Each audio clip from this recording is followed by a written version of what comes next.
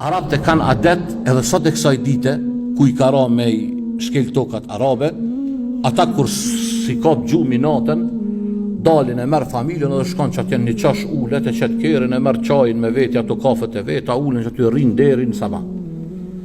E te Kurejsht që kanë qenë banor të Mekës, e kanë pas adet kur si ka kap gjumi, kanë shku në qabe me ndajt. Thot Gjubejr ibn Mut'im një natë për natëve, së morë gjumi, qa me bo, thash hajtë po shkojnë qabe, mos pesha dikon prej shokve që edhe ajo është pa gjumë. Tha kur hyna në qabe e pash një cep qabes atje, Muhammedin a.s. tha ishtu falë.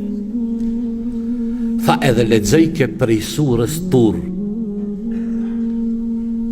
Tha kur ja ku ndëgju, tha ajetet, ja ndëgjova ajetet e surës Tur, thot Gjubejr ibn Mut'im, mu doke që do më hap gjoksi, po do më hap gjoksi, po do me më fluturu zemra, po do me më fluturu. Po do më hap gjoksi me më fluturu zemra, pe i kënatësis që e ndëgjesha Kur'anin. La ilahe illallah. Është kënaq. Zemra e Gjubejr ibn Mut'im pa konë musliman. Çka me i thonë një muslimani që thotë unë e besoj Allahun, e besoj Kur'anin, ndërsa kur aje ndëgjon Kur'anin, ndëgjon ajetet, si me thonë, i hinë këndejna i delnë këtë veshin tjetër.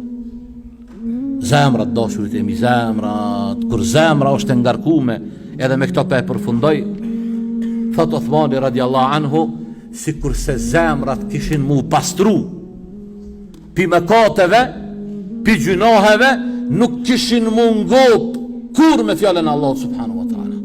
Allah na i pastrov zemrat tona, na i pastrov zemrat tona dhe na bof që zemrat tona të bartin Kur'anin, të bartin fjallën Allah subhanahu wa ta'ala.